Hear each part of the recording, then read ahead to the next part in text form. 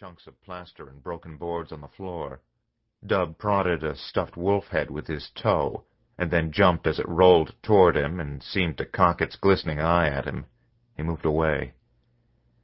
The wolf's frozen snarl brought back a disturbing memory. The time when he was 8, and he had climbed a tree out in the woods, and after a while a bunch of dogs had come by, a German shepherd and Sue Boardman's collie, and a little yellow mutt and Jamie Klein's black lab. They weren't at all the same friendly pets he'd wrestled with and thrown sticks for. Somehow, roaming wild out of view of their owners, they had changed back into pack hunters. Every movement taut and purposeful, they combed through the woods looking for things to kill, ears upright, faces different from their usual sappy expressions, more like that wolf had. As he watched, they flushed and caught a rabbit, tossing it up in the air and then pulling it to pieces. What would have happened if he'd been on the ground and they'd seen him? Now, as he listened to Steve in the other room, the thought occurred to him. Maybe people could change the same way those dogs did. How else could they wreck a house in this totally fucked-up way? And what else could they do when they got that different, that dangerous? Dub shivered at the thought. That's where he disagreed with Steve, he decided. If there was stuff like that down inside you, maybe it wasn't such a good idea to let it out.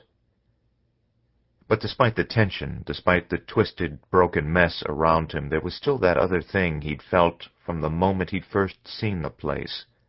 A good feeling, he decided, having to do with how beautiful things were, how mysterious. Now the sun had gone down, and through the tall windows he could see the sky, striped purple and peach, and below it the woods had darkened so that it felt like he and Steve were on the edge of another world. They were only a mile or two from home, and yet they might as well be on a desert island. The heavy forest in the waning light had an ancient, timeless look to it, like the jungle in Jurassic Park, eerily beautiful. And the house was beautiful, too, despite being so fucked up. The fading red light gave the big room a somber, stately quality, like the inside of a church, with the same sad feeling churches had, too, always a poor dead Jesus pinned to the wall somewhere. Dub picked up a heavy crystal vase and looked through its fluted glass at the fractured remains of sunset, puzzled by his own internal state as much as by the effects of light. Like his vision, his thoughts seemed especially lucid, unfamiliar, and exciting, as if your mind changed when you were away from other people, or did something new and forbidden, or maybe when the light changed as night began to fall. He jumped involuntarily as out of the corner of his eye he saw something big fly through the dining-room door, hit the near wall, and drop to the floor.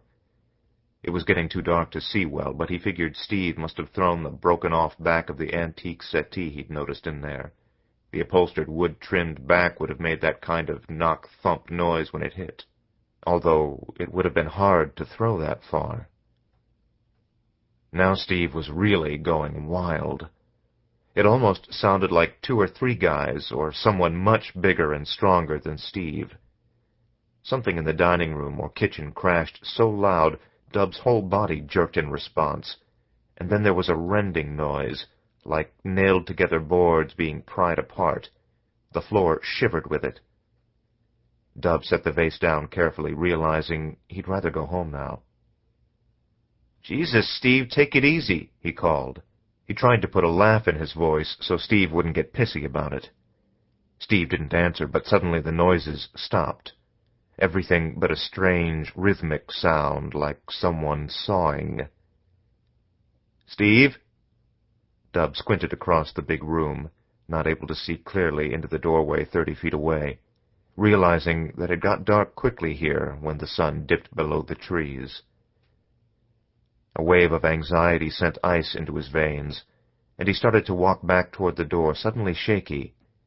"Hey, man, maybe we ought to get going," he said. Halfway to the door, he came close to the thing that had been thrown and now lay tumbled and shapeless against the wall, and he saw what it was. It was Steve. He turned to the dining-room doorway and saw the vehement movement inside, and instantly became empty of thought. Worst of all, the lens of strange beauty was gone from his eyes, and all that remained was the ugly animal light of fear. Chapter 1.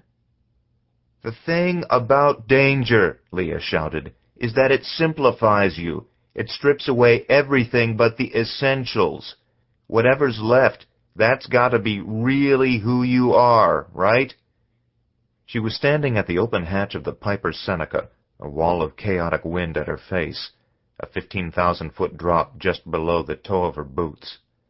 Framed against the blue square of sky, even in the baggy khaki jumpsuit, crisscrossed with harness straps and burdened by parachutes, her silhouette got to Paul, an undeniably female shape.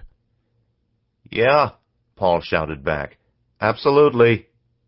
Aside, he said, "Yeah, Humpty Dumpty." A rhythmically symmetrical phrase, he thought, but definitely inappropriate right now. Luckily, he was sure she hadn't heard him inside her crash helmet with the wind noise and the penetrating drone of the engines. Anyway, she was focused inward now, facing her jump, savoring the struggling forces of fear and will inside as she watched the forested hills sliding below. Paul knew this was the part she liked best, just before, when the normal, cautious day-to-day psyche had to be torn to shreds, broken wide open so the raw impulse or desire could assert itself and take command. Leah had a hungry soul. Danger fed it. Paul couldn't repress a gesture, repeatedly raising one arm and snapping his fingers, like an impatient customer summoning a waiter. Leah wasn't a highly experienced skydiver. She'd readily admitted that she had insufficient qualifications for this jump. Plus, it was too cold, and the 13th of November, an inauspicious date. The plane jittered in the wind, which was broken into erratic puffs and eddies by the Green Mountains. If it weren't for Link, they'd never have gotten a plane, and no one else would have let her jump. There didn't seem to be enough control on this particular risk. Through the window, Paul could see the gray and dark green November woods below give way to the smooth brown of open land, then the airfield. From 3 miles up, no bigger than a postage stamp, the jump site. Up front, Link slapped a thick hand twice on the cabin ceiling. "Any time," he shouted back. He dropped the Piper's airspeed. At the hatch, Leah gripped the walls of the fuselage on each side, her mouth all teeth, a grin or grimace, her eyes hidden beneath shaded goggles. She turned her face briefly toward Paul, and he felt the hot beam of her attention on him despite the goggles. Then the square of the hatch was empty. Paul rammed the hatch shut, secured it, scrambled forward. He fell into the seat next to Link just as the plane tilted and began to spiral sharply downward. It took him a moment to find her, a tiny form falling, a single wind-blown leaf lost in the big landscape of mountains and sky. "Akathisia," Paul said. He said it again, singing it, drawing out the separate syllables.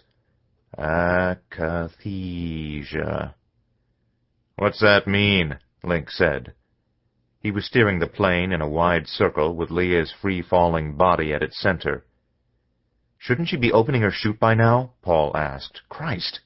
"Pretty soon." "Akathisia means an internal sensation of acute restlessness." Link grunted. "Like when you take too many diet pills? I know that one." He wore small sunglasses and a radio headset that covered just his left ear. He had a wide mouth with slack, sensuous lips and round cheeks covered by stubbly gray-black beard. Despite the cold, his leather jacket was open over his bulging chest and stomach, just a T-shirt underneath. At his feet, a collection of beer and pop cans rolled and clattered. "So is this really a good idea, Leah jumping today?" Paul was just keeping his mouth moving. His eyes were locked on Leah's rigid form, face down, arms out, legs spread and bent sharply at the knee. He touched his nose, first with his left forefinger, then his right. Link shrugged. Paul wondered again whether Link himself wasn't part of Leah's experiment, one of the elements of risk in this scenario.